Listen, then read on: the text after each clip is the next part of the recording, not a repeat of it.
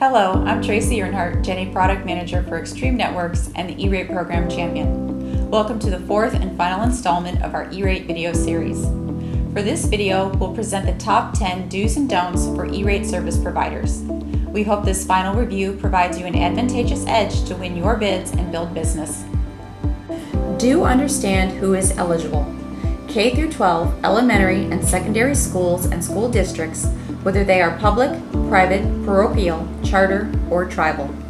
Non-traditional facilities such as pre-K, Head Start, juvenile justice, and adult education are eligible if they fit their state's definition of elementary and secondary education. This information can be verified by state on the USAC website linked below this video. Libraries and library systems, whether public, private, academic, research, or tribal, are eligible as well. Consortia are groups of eligible entities that band together to aggregate demand and negotiate lower prices. Do understand what products and services are eligible. It's essential to understand all of the eligible products and services for the E-Rate program. Currently, Category 1 services include data transmission and internet access and voice services, while Category 2 services include internal connections, managed internal broadband services, and basic maintenance of internal connections. Eligible services and products can change, and it is recommended you check the eligible services list for each funding year to ensure you are aware of which products and services are eligible for funding. You'll find the eligible services list at the USAC website link below this video. Do complete and submit your FCC Form 498 to obtain a 498 ID. A 498 ID, previously known as SPIN, is required to participate in the E-Rate program. Form 498 is used to collect contact and remittance information for service providers and billed entities that receive support from the Federal Universal Service Support E-Rate program. You'll also want to contact the Client Service Bureau to set up your E-Rate Productivity Center or EPIC account on the USAC website, where you can manage program processes. Do retain all documents for 10 years. All applicants and service providers are required to retain all documents and records relating to pre-bidding, bidding, contracts, application process, invoices, provision of services, and other matters relating to the administration of the E-Rate program for a period of at least 10 years from the last date of service.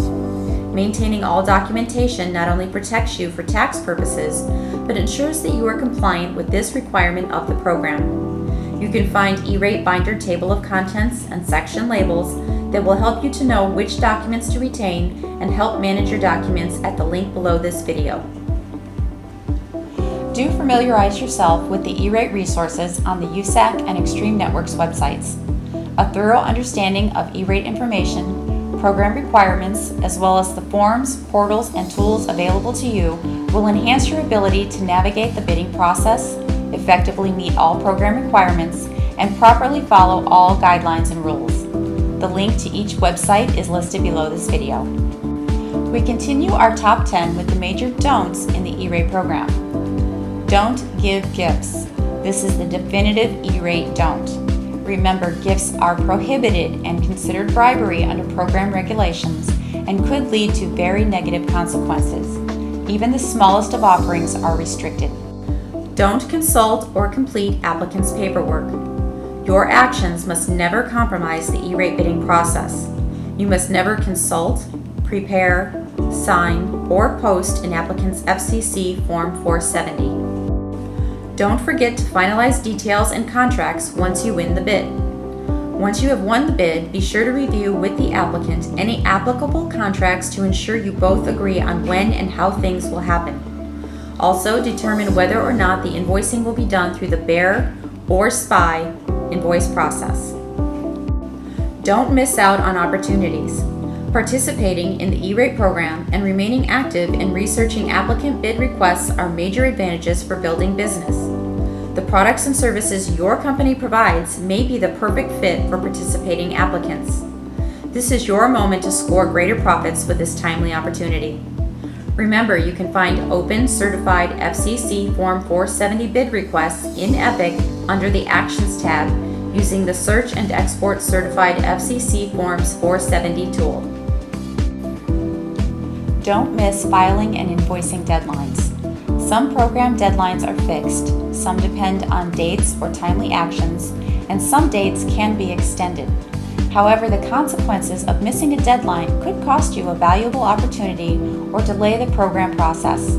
Information for particular deadlines can be found on the USAC website and should be monitored to ensure your ultimate success. Following the guidelines of these top 10 do's and don'ts will put you on a more reliable path to success. Be sure to refer back to these tips and utilize the online resources available to keep you on the right track. Next, we'll review some common terms to keep handy while navigating and mastering the E-rate program and its requirements. BEAR, the Billed Entity Applicant Reimbursement Form, is FCC Form 472 that schools and libraries submit to USAC after paying for services in full directly to the service provider to request reimbursement for the discount on those services. BEN, a unique number assigned by USAC to each billed entity, school, library, or consortium that pays for services. FCC Form 470. The description of services requested and certification form is the form that schools and libraries complete to request services and establish eligibility. FCC Form 471. The services ordered and certification form is the form that schools and libraries use to report services ordered and discounts requested for those services. FCC Form 473. The Service Provider Annual Certification Form, or SPAC, is the form that service providers file annually to certify that they will comply with program rules and guidelines. This must be filed each year service providers participate in the program before USAC will pay invoices. FCC Form 474. The Service Provider Invoice Form, or SPI, is the form that service providers submit to request reimbursement for discounted eligible services already provided to the schools or libraries on their customer bills. FCC Form 498. The Service Provider and Billed Entity Identification Number and General Contact Information Form is used to collect contact, remittance, and payment information from service providers and applicants receiving universal service support. Service providers must fill out this form to participate in any of the universal service programs. As of July 1st, 2016, applicants who choose the Billed Entity Applicant Reimbursement, or BEAR, payment method will need to file this form to receive an ID number, known as a 498 ID, for reimbursement payments. 28-day waiting period. The minimum time period an applicant is required to wait after posting an open, certified FCC Form 470 before evaluating received bids and entering into any contract with the service provider. Funding Commitment Decision Letter, or FCDL. The FCDL is a letter that contains USAC's funding decisions on an applicant's funding request. Program Integrity Assurance, or PIA. The Certified Compliance Review process for FCC Forms 471 that must be completed before funding commitments are made by USAC. Applicant. In the E-rate program, the applicant is a school, library, consortium, or other eligible entity that files program forms while applying for universal service support. Service Provider. The service provider is a company that participates in the schools and libraries program and provides telecommunications or internet services, equipment, hardware, or software. E-Rate Productivity Center, or EPIC.